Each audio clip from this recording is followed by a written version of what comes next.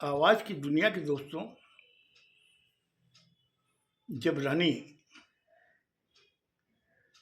कारागार में पहुंची तो देखा कि सन्यासी सो रहा है और वो उन सिंचों के पास में जाके उसने आवाज लगाई, ए सन्यासी, ए सन्यासी, ए सन्यासी। तीसरी बार जब उसने आवाज लगाई तो लेटा हुआ सन्यासी बोला, रानी कल्पना। इतना कहना था कि रानी को बड़ा आश्चर्य हुआ। उसने उसे कहा, उठ के बैठ, तू मुझे कैसे जानता है और मेरे नाम कैसे जानता तू? सन्यासी उठा, दोनों हाथों से अपनी आंखें मली और मलने के बाद में कहा कि मैं बहुत कुछ जानता हूं।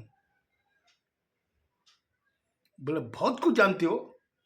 मैंने सुना है कि तू रियासत के बारे में बताता है और लोगों के भविष्य के बारे में, वर्तमान के बारे में और बीते हुए कल के बारे में बताता है।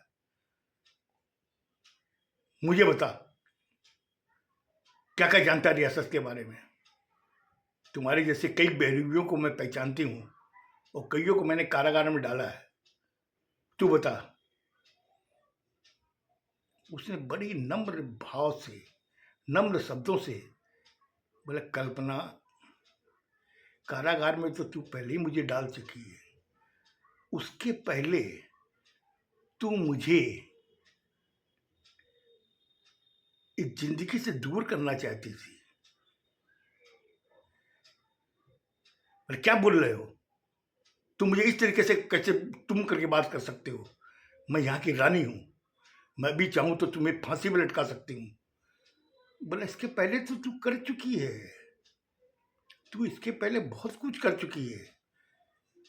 अब मैं तुम्हें बता रहा हूं कि देख, मारने वाले से बचाने वाला बहुत बड़ा होता है। तुमने तो हर चेष्टा की मुझे मारने की, लेकिन ईश्वर सब देख रहा था और उसने ही मुझे तेरे सामने लाके खड़ा कर दिया। अब बोल, मारने वाले से बड़ा बचाने वाला होता है कि नहीं? जैसे जैसे वो बोल रहा था वैसे वैसे उसके अंदर का जो सांस था वो टूट रहा था।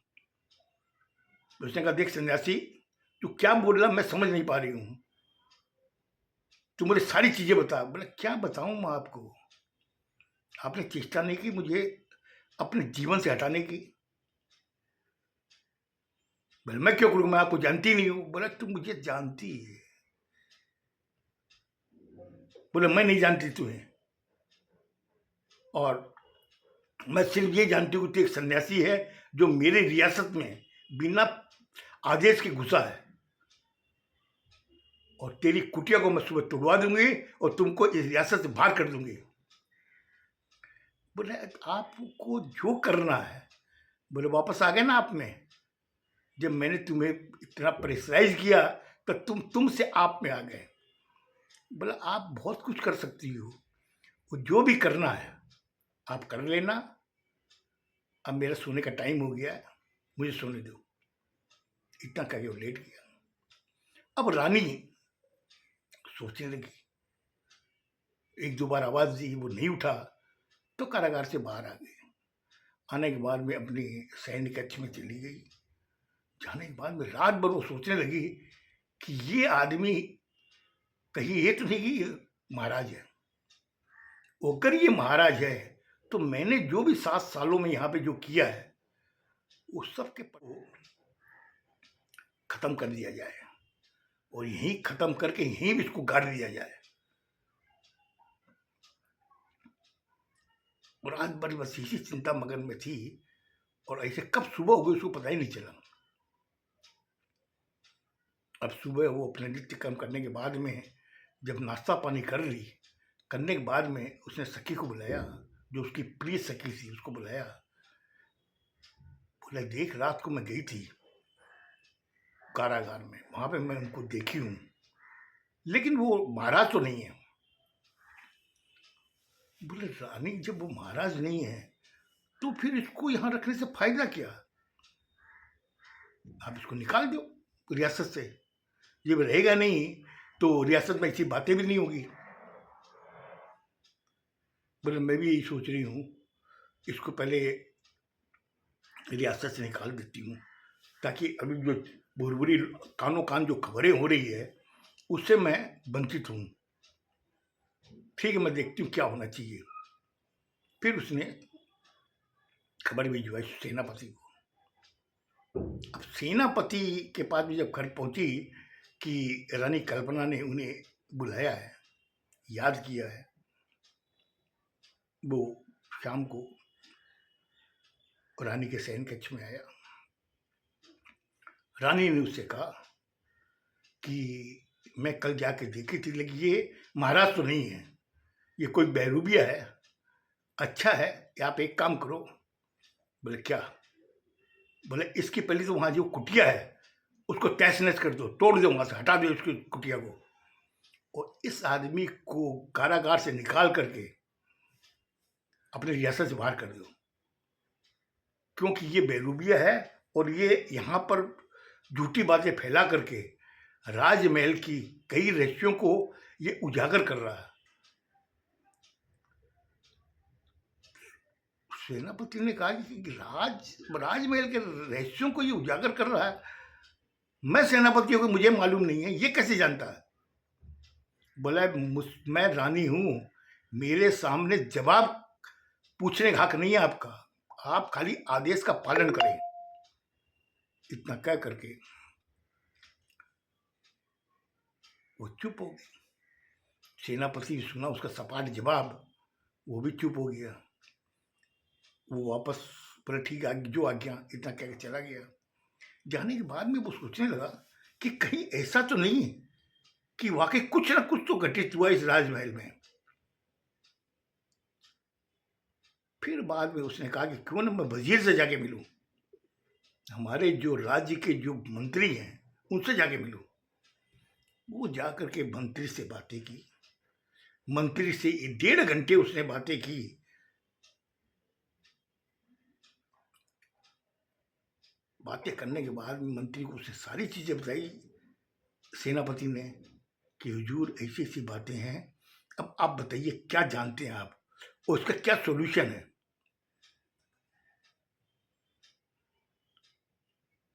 वजीर ने सारी बातें सुनी, सुनने के कहा कि देखो मुझे कुछ ना कुछ तो किंतु पंतु लग रही, तुमने जितनी बातें बताई है।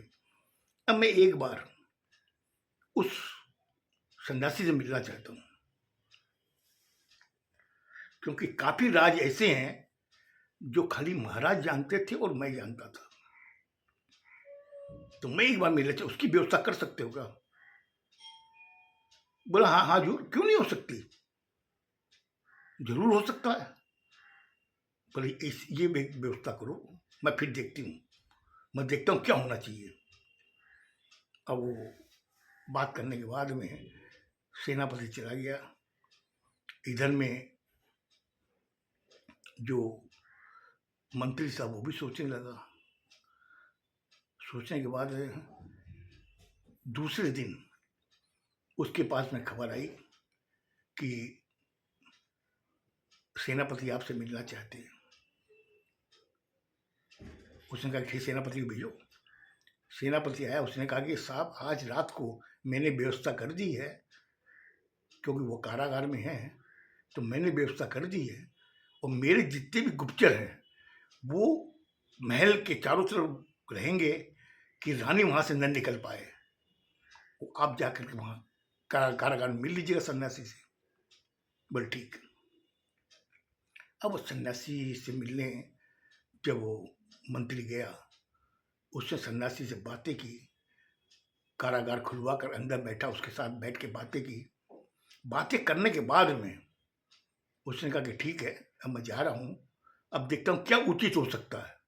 इतना मतलब कम से कम 2 घंटे उन्होंने आपस में बातें की है, सन्यासी ने और मंत्री ने। फिर बाद में उसने कहा कि मैं जा रहा हूँ, मैं देखता हूँ क्या उचित हो सकता है। इतना कहकर उससे विदा हो गया। विदा होने के बाद में दूसरे दिन सेनापति से मिला। मिलने के बाद में उसने कहा कि चीज तो मेरे समझ में आ गई है, बोले भज्जी साहब बताइए फिर क्या बात है।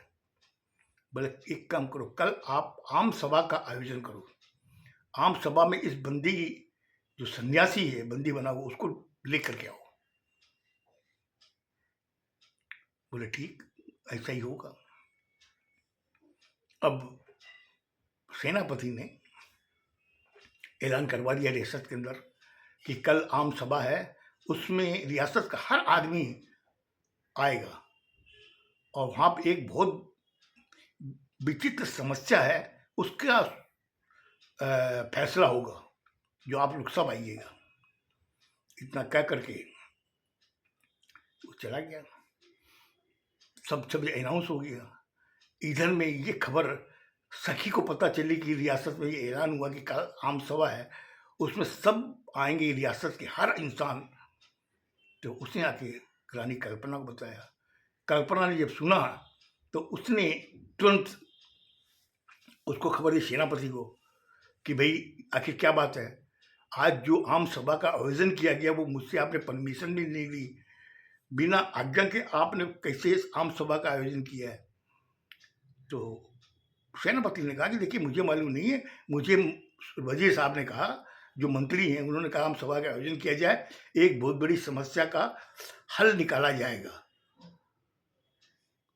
इतना कह करके सेनापति चला गया। फिर बाद में वो मंत्री को बुलाई, बोले आपने रानी की आज्ञा नहीं ली, आपने आम सभा का आयोजन करवा दिया, ये आदेश का उल्लंघन होता है, आपने क्यों किया ऐसा। बोले रानी आम सभा जब होगी उस समय इसका जवाब भी आपको मिल जाएगा। बोले मुझे अभी चाहिए जवाब। बोले देखिए जो राजा साहब थे उन्होंने भी कभी मुझे इस तरीके से आदेश नहीं दिया कि मुझे अभी चाहिए।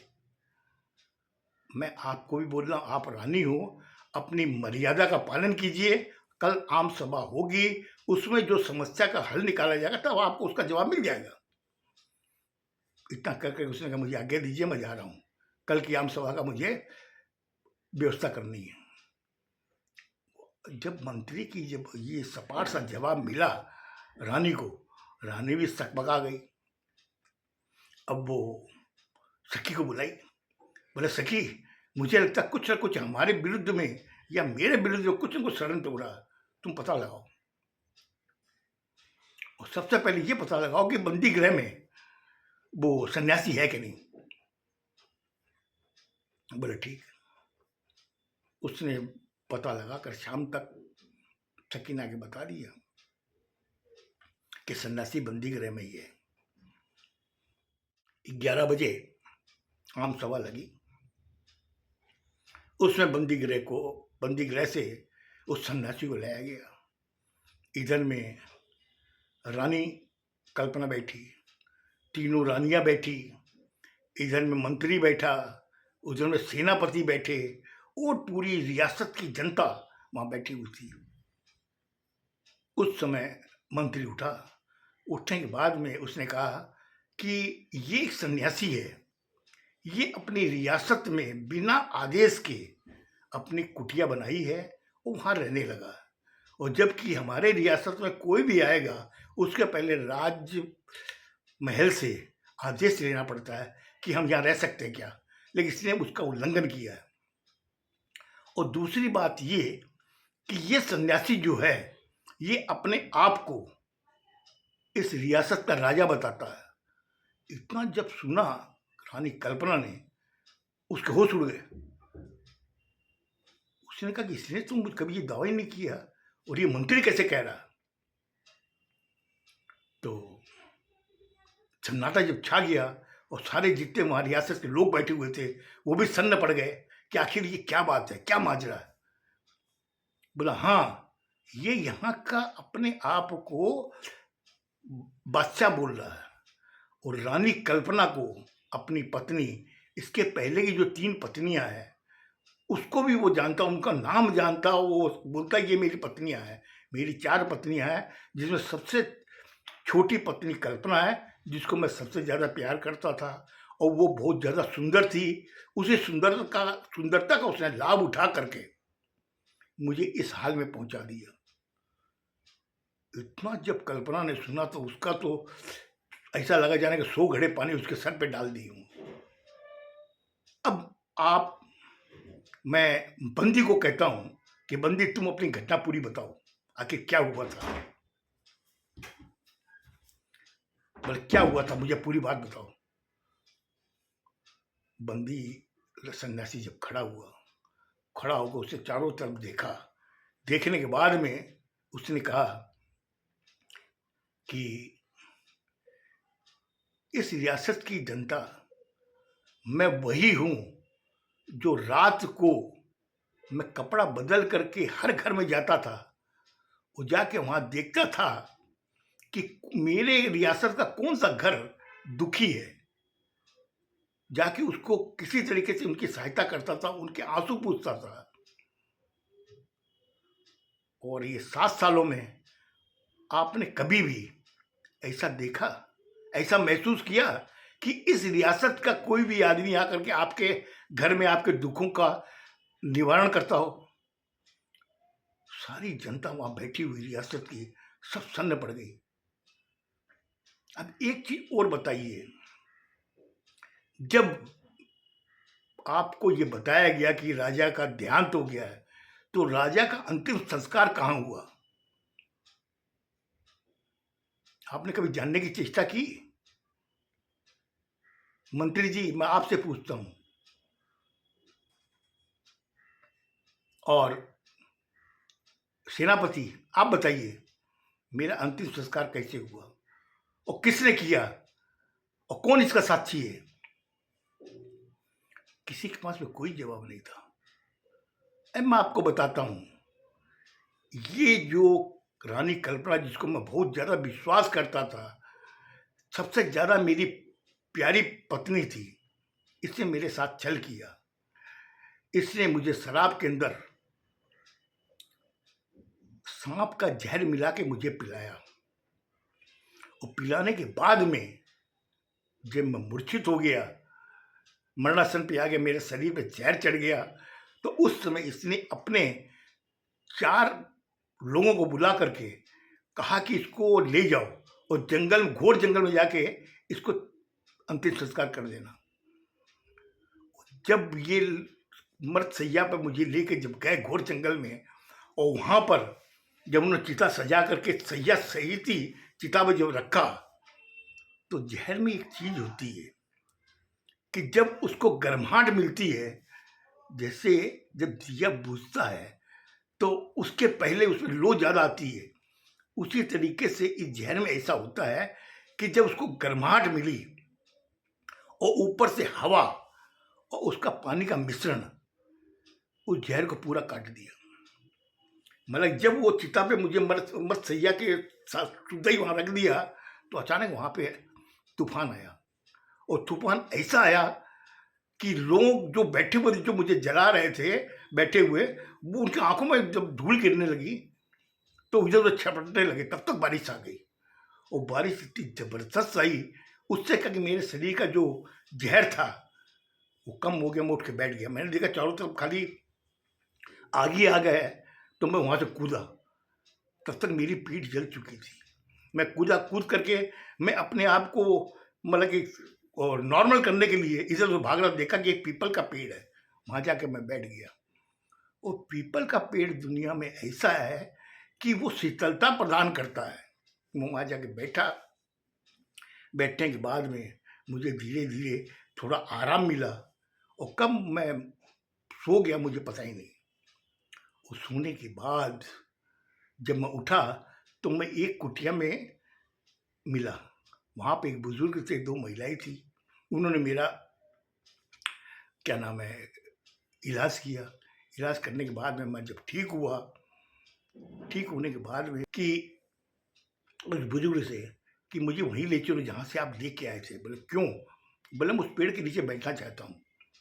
मैं वापस जब उस पेड़ के नीचे बैठने के बाद मुझे वो सारी घटना याद आ गई उस रात की, जिस समय रानी कल्पना ने मुझे लास्ट जब जाम दिया, कहा कि मेरी सुंदरता का आनंद लेते हुए इस जाम को पी जाओ। मैं पी गया। पीने के बाद में मेरी ये हुआ। फिर मैं वहाँ पे कम से कम मैं 7 साल रहा और मेरी बाल वगैरह बढ़ गए। मैंने सोचा कि दुनिया में कुछ नहीं है, खाली मोह माया लोभ यही है। मैं सब कुछ भूल चुका था। अचानक रियासत का एक आदमी मुझे मिला। मैं वहाँ बैठा सोच रहा था कि भाई मुझे क्या करना, मैं तो खाली ईश्वर की वजह से लीन हो रहा था। अचानक एक आदमी मिला, उसने मुझे बताया कि वहाँ की रियासत की जो रानी है ना, बहुत क्रूर है। वो इतना मतलब कि लगान लगा रखी है कि आदमी कमाता नहीं है, उससे ज़्यादा तो उनको हम लोग को लगान देनी पड़ती है। आज मेरा बड़ा जवान बच्चा इस लगान के चक्कर में मर गया। आज मेरे पति की अवस्था ये है कि वो मरणासन में है। जब मैंने सब सारी बातें सुनी, सुन के मैंने कहा कि नहीं, मुझे उस रियासत में वापस जाना है। मैं जाकर देखूं वो अत्याचार क्यों कर रही है। मेरी रियासत की कोई भी जनता दुखी नहीं थी, ये दुखी कर रही है, इसलिए मैं वापस आया। अब कल्पना, मैं आपसे सवाल पूछता हूँ, आप बताइए, जो जो मैंने बातें बताई है क्या वो सच नहीं है? सारी बात सुनने के बाद के अंदर कल्पना के पास में कोई जवाब नहीं था, उसने आंखें भी नहीं उठाई। तब मंत्री ने कहा कि एक काम करो, इसे कारागार में डाल दो, क्योंकि ये हमारे महाराज को इतना तकलीफ दी इसने, इसको जीने का कोई हक नहीं है। इतना कहना था कि महाराज ने, जो सन्यासी था, उसने कहा नहीं, अगर इसको हम लोगों ने वैसी सजा दी तो फिर इसमें हमारे में फर्क क्या होगा, इसलिए इसे छोड़ दो। इसने जो कर्म किए है वो ईश्वर देखा है, ईश्वर उसकी सजा देगा, हम लोग देने वाले कौन है। इतना कह के और वो वापस, अब मंत्री ने उसको, सन्यासी को लेके आया और राजा के सिंहासन में जाके बैठाया कि राजा साहब आप ही संभालिए इस रियासत को, क्योंकि रियासत में हर आदमी उस वक्त खुश था, लेकिन अभी कोई खुश नहीं है, आप वैसे ही वापस शासन लाइए। इतना कह करके वो सन्यासी वापस महाराज बन गया। आपको ये कहानी कैसी लगी मुझे बताइएगा, और खुश रहो, स्वस्थ रहो। धन्यवाद।